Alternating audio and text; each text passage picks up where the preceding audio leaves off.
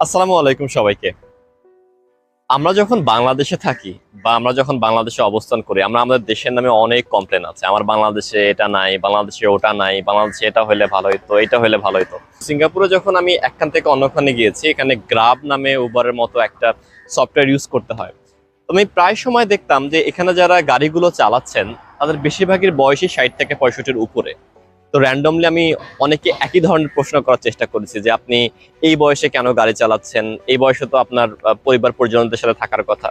তো ম্যাক্সিমামের অ্যান্সার ছিল এটাই যে সিঙ্গাপুর দেখতে যতটা বেশি পরিমাণে আকর্ষণীয় মনে হয়, জীবনযাত্রা দেখতে যতটা আকর্ষণীয় মনে হয়, ঠিক তার উল্টো একটি পথ আছে। উল্টো পথটি হচ্ছে এরকম, এখানে কেউ আসলে বসে থাকে না, কারণ বসে থাকা যায় না। কারণ প্রায় 90%-এর উপরে খাবার দাবার তাদেরকে আমদানি করে নিয়ে আসতে হয়। ইভেন যে পানিটা, সে পানিটাও কিন্তু তারা নিজেরা তৈরি করতে পারে না, বা প্রোডাকশন হাউস তাদের সেভাবে নাই। এই কথাগুলো বলার কারণটি হচ্ছে আমরা আমাদের আশেপাশের, আমাদের খাদ্য, আমাদের বাসস্থান, আমাদের চিকিৎসা সবকিছু এত সুন্দরভাবে পেয়ে যাই, আমরা আসলে এই মর্মগুলো বোঝার চেষ্টা করি না বা বুঝে পাই না। এখানকার অনেক মানুষ ডিমেনশিয়াতে আক্রান্ত হয়, অনেক বেশি জেরিয়াট্রিক রোগ হয়, অর্থাৎ বয়স্ক মানুষের রোগগুলো অনেক বেশি পরিমাণে থাকে, কারণ তাদের যে এঙ্গেজমেন্ট, ফ্যামিলি এঙ্গেজমেন্ট, বন্ডিং গুলো এগুলো অনেক কম।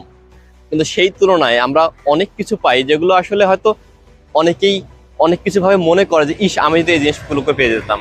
আমি এখানে অনেক বাংলাদেশি প্রবাসীদেরকে দেখেছি, তারা হয়তো দেশে অনেক নিয়ম কানুন না মানলেও এখানে নিয়ম কানুন গুলো মানছে, কারণ তারা মানতে বাধ্য হচ্ছে। সিঙ্গাপুর এবং বাংলাদেশের মূল যে বেসিক পার্থক্যটা, সেটি হচ্ছে মানসিকতার পার্থক্য। অর্থাৎ আমার যে বাংলাদেশি মানুষটা, আমি বাংলাদেশে যে আইনটা ফলো করছি না, আমি কিন্তু সেখানে এই আইনটা ফলো করছি, সেম মানুষটা। তো বাংলাদেশ এবং সিঙ্গাপুর থেকে যদি আমরা একই সাথে একীভূত করতে চাই, তাহলে আমাদের যে রিসোর্স গুলো আছে, আমাদের যে ইয়াং ট্যালেন্টেড লোকজনরা আছে, তাদেরকে সঠিকভাবে ব্যবহার করতে হবে। এবং সর্বোপরি আমাদের যে খাদ্য, বস্ত্র, বাসস্থান, শিক্ষা, চিকিৎসা, এই জিনিসগুলোতে ইমপ্রুভমেন্টের সুযোগ আছে, কিন্তু খুব বেশি কমপ্লেইনের আসলে সুযোগটা নাই। এবং ইয়াং চ্যালেঞ্জার যারা আছে তাদেরকে অনেক বেশি ইনোভেটিভ চিন্তা করতে হবে, যেটা এখানকার মানুষরা করছে। তো আশা করব নিজেরা বাংলাদেশে থাকা অবস্থায় বাংলাদেশি হিসাবে খুব বেশি হতাশ হওয়ার কোনো কারণ নাই। আমরা খুব বেশি আসলে পিছিয়েও নাই, বরং অনেক জায়গায় অনেক দিক থেকে আমরা অনেক বেশি এগিয়ে আছি, যেটা হয়তো আমরা নিজেরাও বুঝে উঠতে পারতেছি না। সুতরাং আশেপাশে অনেক বেশি পরিমাণে বায়াস না হয়, তো নিজের কাজটা যদি আমরা নিজেরা করতে পারি, দায়িত্ববোধ নিয়ে কাজটা করতে পারি, ডিসিপ্লিন নিয়ে কাজ করতে পারি, বাংলাদেশ সিঙ্গাপুর থেকে অনেক অনেক অনেক দূরে এগিয়ে যাবে ইনশাআল্লাহ। ধন্যবাদ সবাই।